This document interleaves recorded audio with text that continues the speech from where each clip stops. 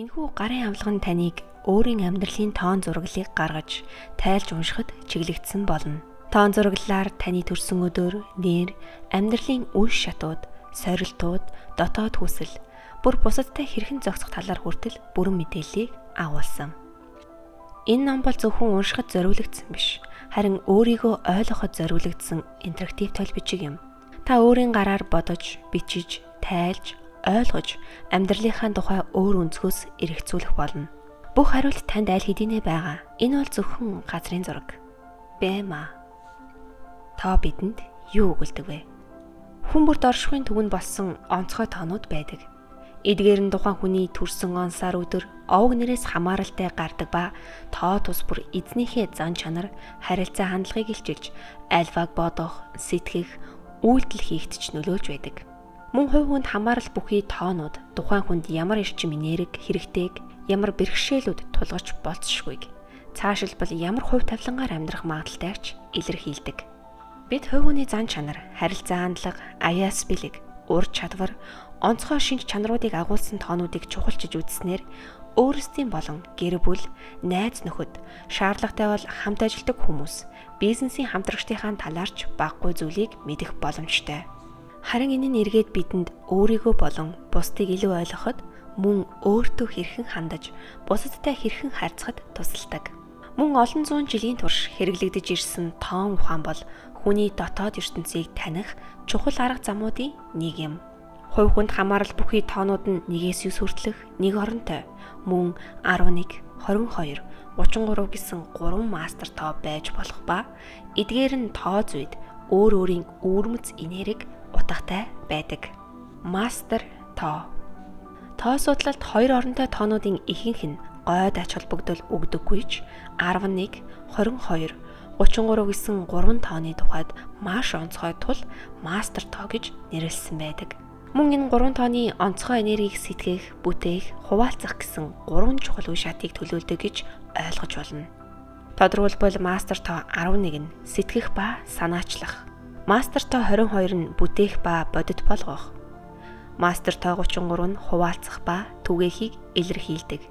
11, 22, 33-гийн хинхүү мастер тоонууд хэдийгээр гайхалтай боломжуудыг агуулдагч, нөгөө талаар энэ тоотой хүмүүс амьдралдаа баггүй тэмцэл, цөөнгүй дарамтыг даван туулах хэрэгтэй болдог. Энэ нь тус тоотой хүмүүст өөртөө болон бусдад онцгой боломжийг бий болгохын тулд амьдралаас маш их сургамж авч, олон талын туршлага хуримтлуулах шаардлагатай болдогтой холбоотой юм. Мөн энэ 3 тоо өөрт хамаарал бүхий хүнээ бүрэн эзэмшихтэй удаан хугацааг шаардах нь бий. Мастер тоотой хүмүүс өөрийн тооныхоо эерэг нөлөө, үр өгөөжийг ихэнхдээ амьдралын хожуу үедээ хүртдэг талтай. Мөн тоо зүйд мастер тоо хэдий их байна, тэр тоотой хүний ачаалал төдий чиний их байна гэж үздэг. Гэхдээ тэр хүний хариу шагнал нь өөрт авсан ачааллынхаа хэрээр тэр хэмжээнийхээ үн цэнтэйгээр буцан ирдэг гэдгийг онцолдог. Амьдралын замналын тоо. Хувь хүний төрсөн он сар өдрийн тоон дээр үндэслэгдэн гардаг энэхүү тоон тухайн хүний ихэвчлэн ямар үйлдэл, Хүний төрсөн он сар өдрийн тоон дээр үндэслэн гардаг энэхүү тоон тухайн хүний ихэвчлэн ямар үйлдэл үзүүлдгийг, юуг чухалчилж үздгийг, санаж явах ёстой зүйл, сорилт бэрхшээл нь юу болохыг, мөн эерэг болон сөрөг талуудыг илтгэдэг. Энэ тоо хизээч өөрчлөгддөггүй бөгөөд тус тооны энерги тухайн хүндээ насан туршид нь хадгалагдан ямар нэг байдлаар нөлөө үзүүлж байдаг байна. Тэгвэл таны амьдралын замналын тоог хамтдаа олцгоё. Амьдралын замналын тоог хэрхэн тооцоолох вэ? Энэ тоон 1-9 хүртэлх нэг оронтой байна.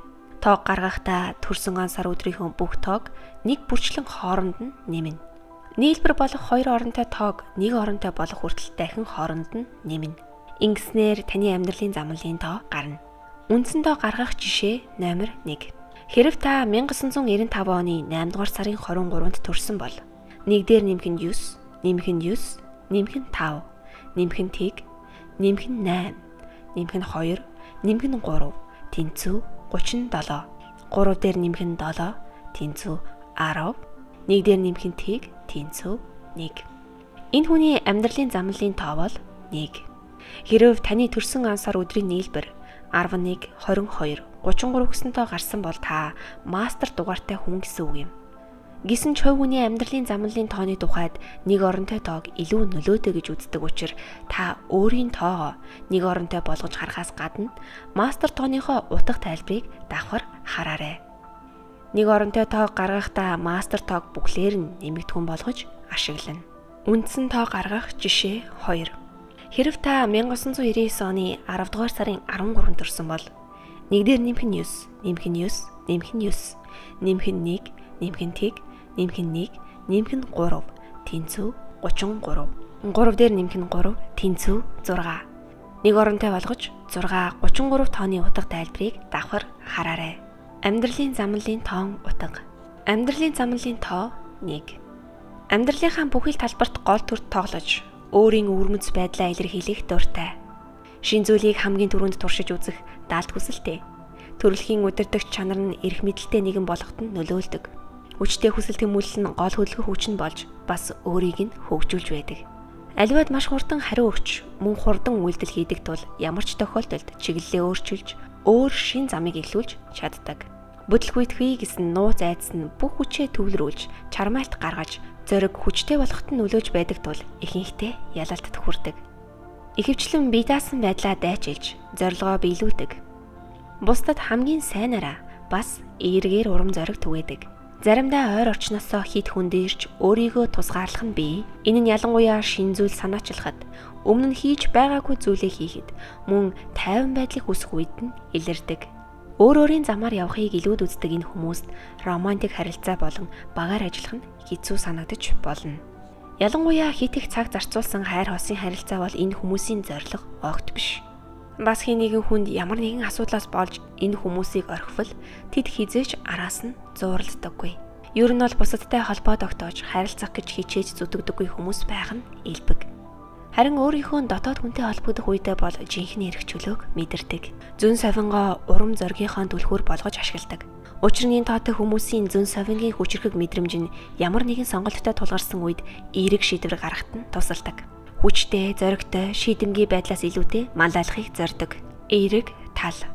Ирч хүчтэй, өөртөө итгэлтэй, хүчрхэг зүн совинтай, хүсэл тэмүүлэл ихтэй, бие даах чадвар сайтай, олон талын авьяастай, удирдын зохион байгуулах чадвартай, бусдыг чиглүүлэн манлайлах, төрөлхийн өөгдөлтэй, үргэлж шин санаа хайж эргэлхийлдэг, альваад санаачлагтай байж чаддаг. Сул тал. Бусдад өөрийгөө бүрэн дүрэн илэрхийлж чаддаггүй. Хит хүлцэнгүй зарим тохиолдолд бусдыг буруу ойлголттой үлдэхэд хүргэдэг. Үсээгүй зүйлдээ тэсвэр дэвчээр гаргадаггүй. Хүссэн зүйлдээ бол улаардаг гэж хэлж болно. Гэвч улаарсан зүйлийнхээ учрыг олжхол үргэлжлүүлдэггүй орхидог. Альваад хурдан түргэн хандаж хариу үйлдэл үзүүлдэг нь бусдад төвчээргүй алсын хараагүй сэтгэгдэл төрүүлдэг. Санамж. Бие сэтгэл оюун санааны хувьд амьдралын олон сорилттой нүүр тулах магадлалтай. Гэхдээ эдгээр шалгуурууд нь нэг тоотой хүмүүст найдваргүй байдлаас хэрхэн гарахыг, яаж даван туулахыг зааж өгөхөөр ирдэг. Өөрөөр хэлбэл энэ тоотой хүмүүстэй тулгарсан бэрхшээл бүр амьдралд нь сайн туршлага болж үздэг гэж ойлгож болно. Өөрийгөө илэрхийлэх тал дээрээ илүү суралцаж, хөгжих шаардлага байдаг. Хүлцэнгүй байдал, инэрэнгүй сэтгэлээрээ зарим хүмүүст ашиглагдаж, урам хугардаг талтай. Өөрийн ур чадвараа дэвшлүүлэхийн тулд цаг гаргаж байх нь зорилгодоо хүрэхэд нь туслана. Сорил. Хит өндөр шаардлага, бардам зан, хувиа хичээсэн зан, өөртөө итгэлгүй байдал, хит дарангуйлах хандлага.